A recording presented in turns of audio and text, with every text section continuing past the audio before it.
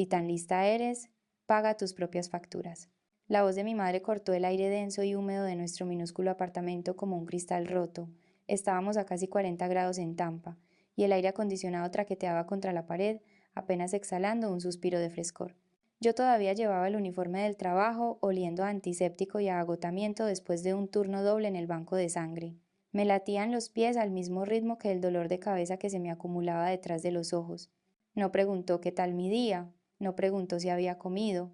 Simplemente se quedó allí, con un sudor perlado sobre el labio superior, y me plantó en las manos un fajo de facturas atrasadas, como si su mera existencia fuera culpa mía. El alquiler ya lo he pagado, dije, mirando los números en rojo que gritaban vencido, en la factura del agua. Pues paga el resto, bufó, secándose la frente con el dorso de la mano. Si tienes tantos estudios y eres tan independiente, demuéstralo. Paga tus propias facturas. Algo dentro de mí se quebró, sin estruendo, solo un quiebre limpio y silencioso en mitad del pecho. Durante años había trabajado, estudiado y entregado mi sueldo mientras ella interpretaba el papel de víctima de una vida que se negaba a gestionar. Esa noche, viendo la condensación que le resbalaba por el cuello, dejé de sentirme culpable. No discutí, no lloré. Fui a mi cuarto, cogí mi mochila y metí dentro 3 uniformes, el portátil y el transportín del gato. Mis manos temblaban, pero mi mente nunca había estado tan lúcida. ¿A dónde te crees que vas?, gritó, siguiéndome por el pasillo. Me dijiste que pagara mis propias facturas, dije en voz baja, así que voy a vivir mi propia vida. Salí a la noche pesada de Florida y no miré atrás. Mi coche era una berlina de hacía 10 años, con un compresor que había muerto 3 veranos atrás. Mientras conducía hacia el apartamento de Chloe, la humedad de Florida se asentó en la tapicería, densa y sofocante. Parecía apropiado. Durante 24 años había vivido en otra clase de calor, la presión asfixiante y sin aire de las expectativas de mi madre. La radio permaneció apagada. Necesitaba el silencio para auditar el ruido de mi cabeza. El móvil vibró en el asiento del copiloto. Era Pamela. Dejé que vibrara contra el cuero hasta que la pantalla se apagó. En mi trabajo aprendes sobre las venas. Aprendes que algunas son prominentes, fáciles de encontrar, mientras que otras se giran y se esconden. Aprendes que si extraes demasiada sangre, el cuerpo entra en shock. Mi relación con mi madre no era un vínculo, era una extracción de sangre que no terminaba nunca. Yo era la donante universal y ella la hemorragia. No dejaba de preguntarme por qué no me había ido antes, por qué hizo falta un grito sobre unas facturas para romper por fin la correa. La respuesta no era el amor, era el adiestramiento. Hay un concepto sobre el que leí una vez llamado la cadena invisible. Es la forma en que se adiestra a un elefante. Cuando son crías, los atan a una estaca con una cadena gruesa. Tiran y tiran, pero no tienen fuerza para romperla. Con el tiempo dejan de intentarlo. Aprenden que el límite es absoluto. Cuando se convierten en criaturas enormes y poderosas, puedes atarlos con una cuerda endeble a una silla de plástico y no se moverán. No ven la cuerda, sienten el recuerdo de la cadena. Mi madre llevaba adiestrándome para este papel desde que tenía 6 años. No me enseñó a montar en bici, me enseñó a esconderle las órdenes de desahucio al casero. No me enseñó matemáticas, me enseñó a cuadrar una libreta de cuentas para que pudiéramos permitirnos cigarrillos y pan. Enmarcó mi existencia como una deuda que yo debía pagar. Yo te di la vida, solía decir, normalmente justo antes de pedirme el dinero que ganaba cuidando niños. Somos un equipo, Megan. Somos nosotras contra el mundo. Pero los equipos tienen objetivos comunes. Nosotras no teníamos un objetivo. Teníamos un modelo de suscripción en el que yo pagaba las cuotas y ella cobraba los beneficios. Me habían condicionado a creer que mi estabilidad económica era una traición a su pobreza. Si yo tenía ahorros y ella deudas, yo era la mala hija. Irme parecía imposible, no porque la puerta estuviera cerrada con llave, sino porque me habían criado para creer que yo no era la dueña de esa llave. Aparqué en la zona de visitas del complejo de Chloe. El motor carraspeó y se apagó. Me quedé sentada un momento, agarrando el volante, con los nudillos blancos. Esa noche, la cuerda no había cambiado. La cadena no se había roto. Simplemente, por fin me había dado cuenta de que yo era el elefante. Yo era la que tenía el poder, y por primera vez en mi vida iba a usarlo para marcharme. Cogí el transportín del gato y la bolsa del portátil. El aire húmedo se sentía diferente ahora, menos como un peso, más como una cortina que acababa de atravesar. Subí las escaleras hasta el apartamento de Chloe y llamé. No estaba llorando. Ya no temblaba. Estaba calculando. Chloe no me ofreció un pañuelo, ni un abrazo, ni una copa de vino para calmar los nervios. Me conoce demasiado bien para eso. Sabe que cuando una vena se rompe, no consuelas al paciente, Aplicas presión. Abrió su portátil sobre la mesa de centro y se hizo crujir los nudillos. Número de la Seguridad Social, dijo con los dedos suspendidos sobre el teclado.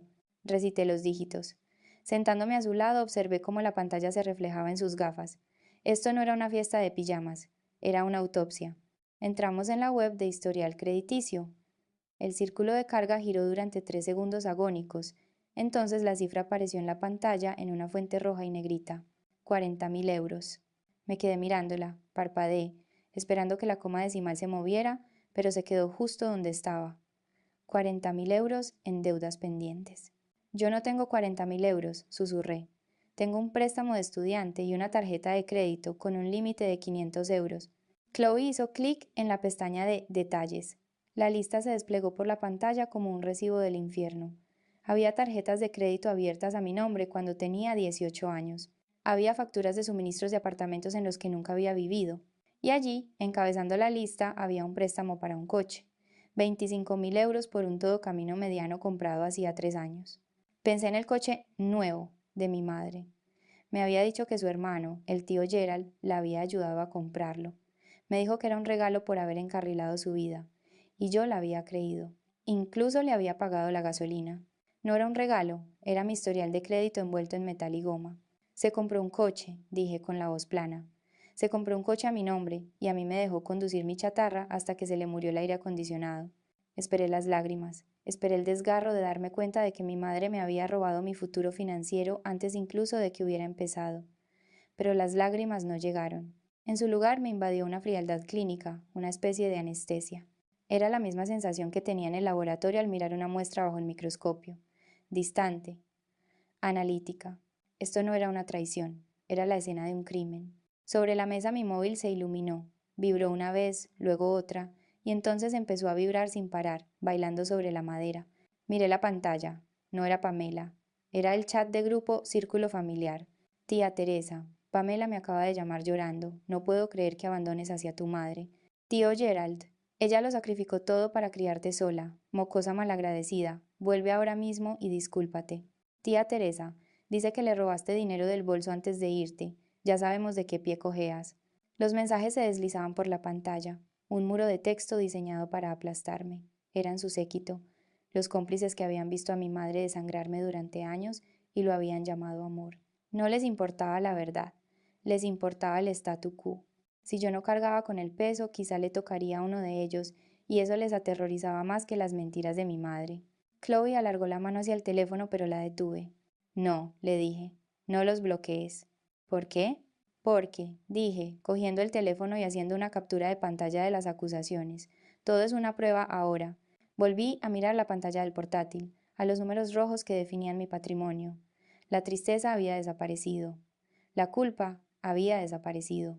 Todo lo que quedaba era la lógica fría y dura de un flebotomista encontrando la vena.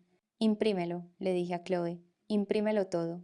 Un mes después, una cúpula de calor abrazaba Tampa.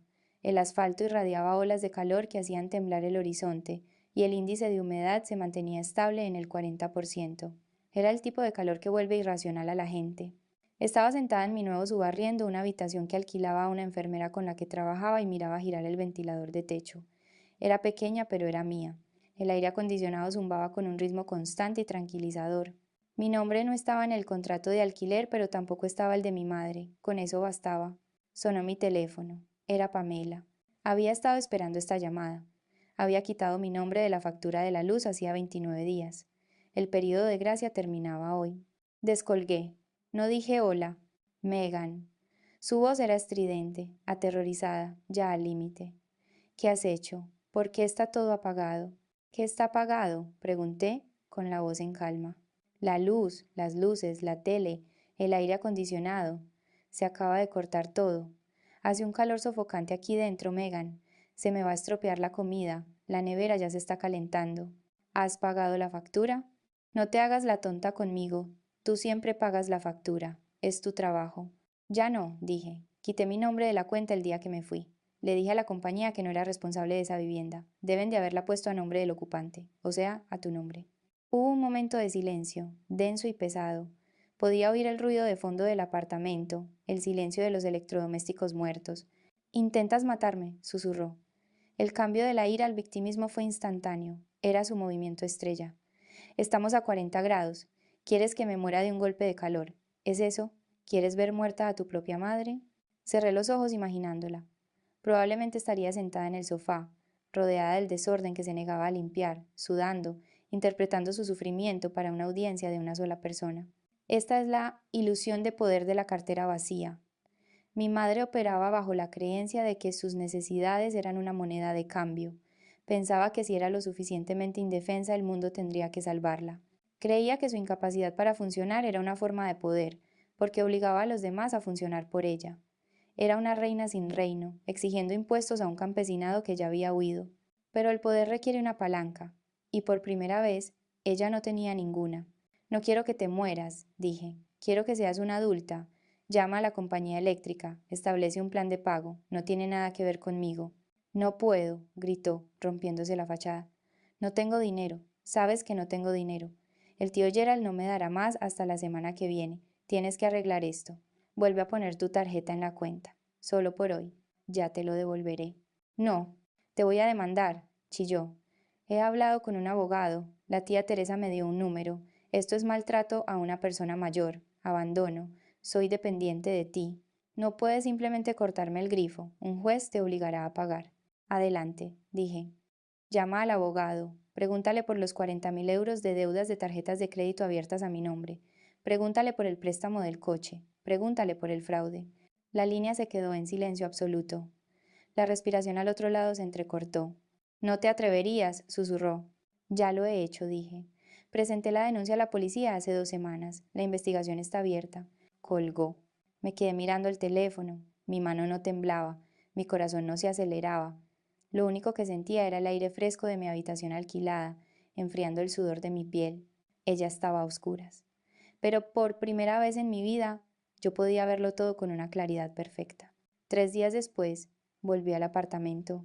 Sabía que Pamela no estaba allí. La tía Teresa había publicado en Facebook algo sobre acoger a la familia en momentos de necesidad, acompañado de una foto de mi madre con cara trágica en un sofá de flores. El complejo estaba en silencio. Todavía tenía mi llave. No había cambiado las cerraduras. Las cerraduras cuestan dinero, y ella estaba acaparando cada céntimo que podía exprimir de su gira de la compasión. Abrí la puerta y el olor me golpeó como un muro físico. Era el olor a nevera muerta en plena ola de calor, leche agria, verduras podridas y el aire viciado y húmedo de un espacio que no había respirado en días. El apartamento parecía una tumba. No encendí las luces, no lo necesitaba. Conocía la distribución de esa trampa de memoria. Me moví rápidamente hacia su dormitorio. No era una visita nostálgica, necesitaba mi partida de nacimiento y mi tarjeta de la seguridad social. El investigador de fraudes me había dicho que debía asegurar mis documentos físicos antes de que ella los perdiera o los usara como rehenes. Su habitación era un santuario del consumo caótico. Ropa con las etiquetas puestas se amontonaba en la silla. Cajas de artilugios de la teletienda acumulaban polvo en un rincón. Era un museo de la falta de control de los impulsos. Revisé la cómoda. Nada. Revisé la mesita de noche. Solo botes de pastillas vacíos y una pila de novelas románticas. Entonces me arrodillé y miré debajo de la cama. Allí estaba. Una caja de zapatos. Una vieja caja de zapatillas, cerrada con cinta de carrocero. La saqué. Hacía ruido. Usé la llave de casa para cortar la cinta. Dentro estaba el rastro de papel de mi propia destrucción. Había solicitudes de tarjetas de crédito, docenas de ellas. Algunas estaban rellenadas con su letra, practicando mi firma en los márgenes como un adolescente que garabatea el nombre de la persona que le gusta. Había cartas de denegación de bancos de los que nunca había oído hablar. Había cartas de aprobación de tarjetas que nunca vi. Busqué más a fondo. En el fondo de la caja, bajo las capas de fraude financiero, había un sobre grueso de una compañía de seguros. No era una factura, era el documento de una póliza. La abrí. Seguro de vida a término.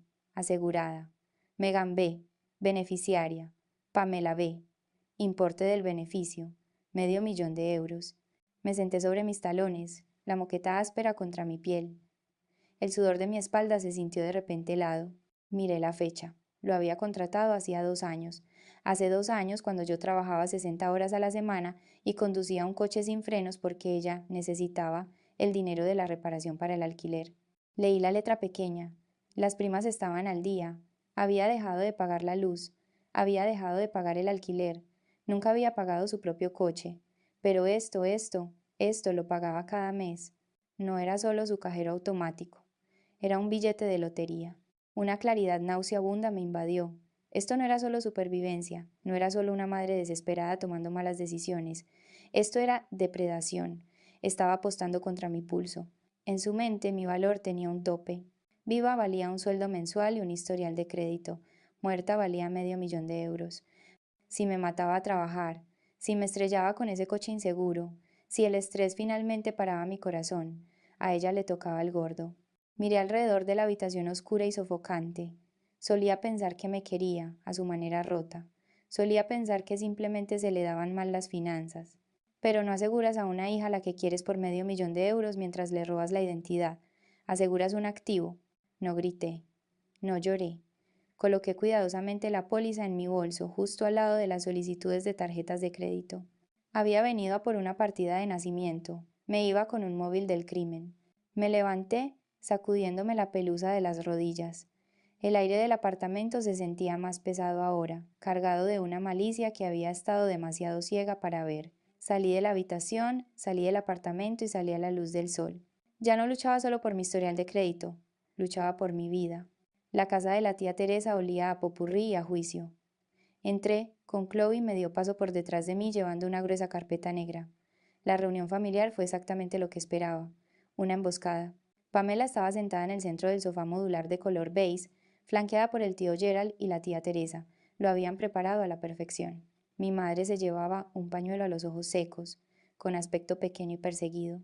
Sobre la mesa de centro había un plato de galletas que nadie comía, un atrezo para una reunión familiar sana que no existía. Megan, dijo la tía Teresa, su voz goteando una decepcionada energía de matriarca, nos alegra que por fin hayas decidido dejar de huir. Tu madre está dispuesta a perdonarte, pero tenemos que establecer un plan de pago para los atrasos. ¿Perdonarme? Pregunté. No me senté. Por el abandono, retumbó el tío Gerald, por dejarla pudriéndose a oscuras. Sabemos que estás estresada, pero la familia apoya a la familia. Hemos redactado un contrato. Pagas el alquiler atrasado y la luz, y nos olvidaremos de la llamada a la policía. Pamela levantó la vista, con los ojos brillantes de triunfo. Creía que había ganado. Creía que la presión de la mirada colectiva obligaría al elefante a volver a la cadena. No he venido a pagar, dije, colocando la caja de zapatos sobre la mesa, justo encima de las galletas intactas. He venido a enseñaros lo que estáis defendiendo. Abrí la caja. Saqué primero la pila de solicitudes de tarjetas de crédito. Las desplegué como una mano ganadora de póker. Capital One, Chase, Discover, todas a mi nombre, todas abiertas mientras yo estaba en el trabajo, todas firmadas por ella. La tía Teresa frunció el ceño cogiendo un extracto. Estos son solo facturas. Esos son delitos graves, corrigió Chloe, su voz afilada y profesional. Suplantación de identidad, fraude electrónico, fraude postal. Hice lo que tenía que hacer, espetó Pamela, mientras la máscara de víctima se deslizaba. Te di de comer, te vestí, ese dinero era para nosotras. ¿Y esto? Saqué la póliza del seguro de vida. ¿Esto también era para nosotras? Dejé caer el grueso documento delante del tío Gerald. Leyó la portada. Su rostro se volvió ceniciento. Seguro de vida, murmuró. $500,000. Apostó contra mi vida, dije, mirando directamente a mi madre. No le preocupaba mi futuro. Estaba calculando mi indemnización. La habitación se quedó en silencio sepulcral. El aire acondicionado zumbaba, pero el calor en la estancia era sofocante. Pamela se levantó, apretando las manos en puños. Pequeña bruja desagradecida, te voy a demandar. He hablado con un abogado. En Florida hay leyes de responsabilidad filial. Tienes que mantenerme. Si no pagas mis deudas, un juez embargará tu sueldo hasta que lo hagas. Buscó apoyo con la mirada, desesperada por recuperar la narrativa. Díselo, Gerald, no puede dejarme sin nada. Miré a Chloe. Ella dio un paso al frente.